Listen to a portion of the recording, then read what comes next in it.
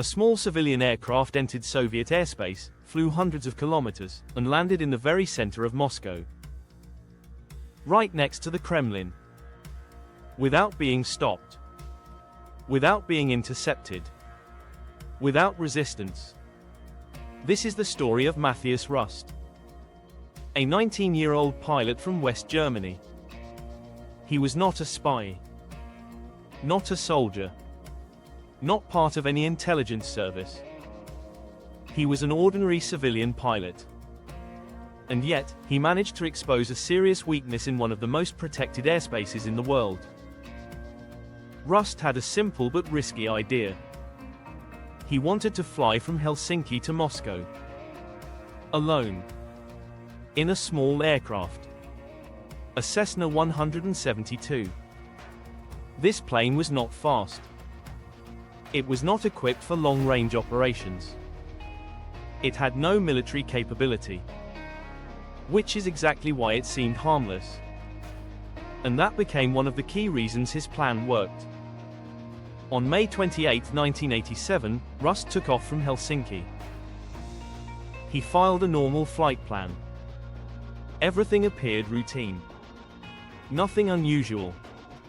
But shortly after takeoff, he changed direction. Instead of following the planned route, he turned toward the Soviet Union.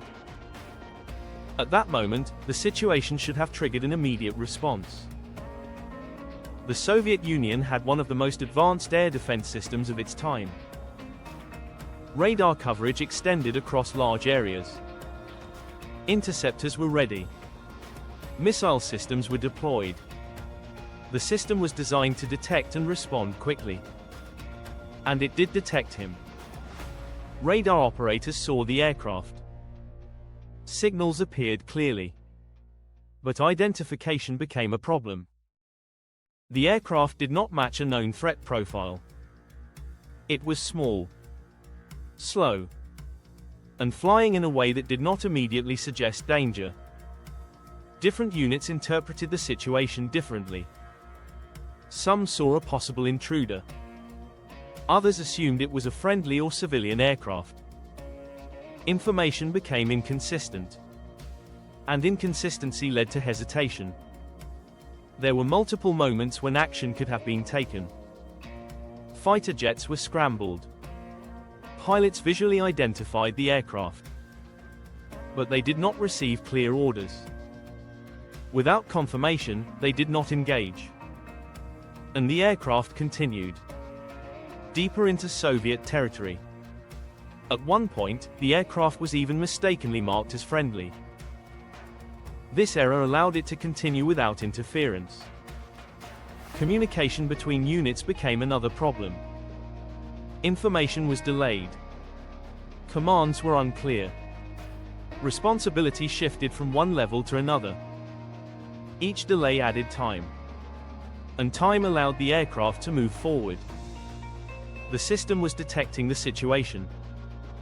But it was not reacting effectively. By the time Rust approached Moscow, the situation had already escalated.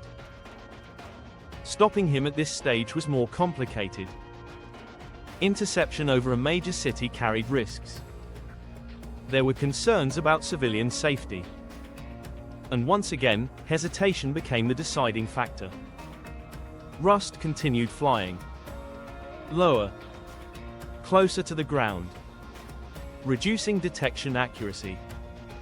Passing over areas where such a flight should never occur. People below noticed the aircraft, but did not understand what was happening. Eventually, Rust began searching for a place to land. Red Square itself was too crowded. So he adapted. He located a nearby bridge and brought the aircraft down.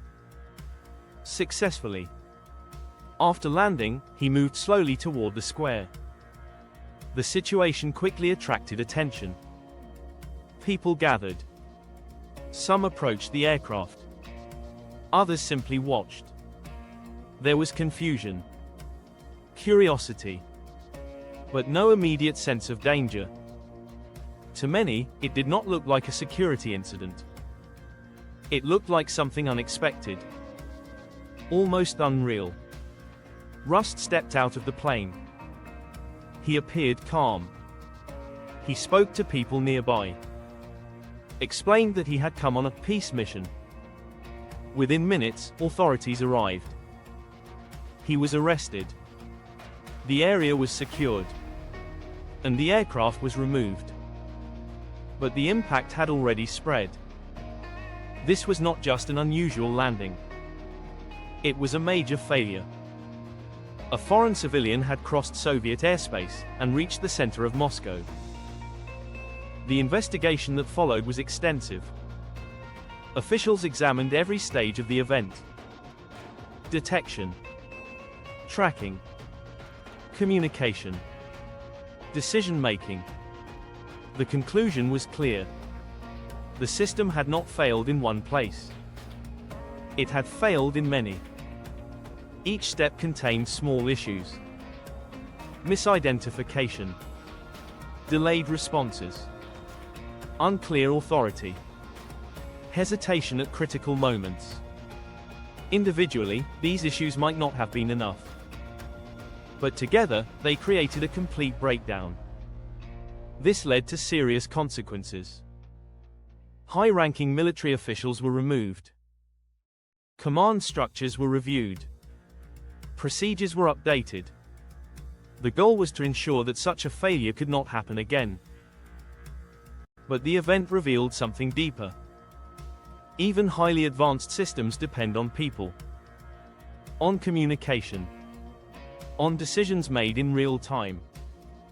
And when those elements fail, technology alone cannot compensate. Rust's flight itself was not random. He made several choices that increased his chances.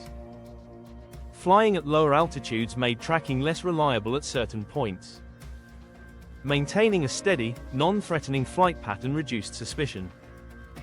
Changing direction created confusion in radar interpretation. He did not overwhelm the system. He passed through it, using its weaknesses. After his arrest, Rust was put on trial. He was sentenced. But his punishment was later reduced. And eventually, he was released. His flight lasted only a few hours. But its consequences lasted much longer. It became one of the most well-known incidents of the Cold War. Not because of conflict, but because of what it revealed. That even the most controlled and protected systems can fail. Not through force, but through confusion, through hesitation, through small mistakes that build into something larger. And sometimes, that is all it takes. One aircraft, one decision, and a moment that should never have happened becomes reality.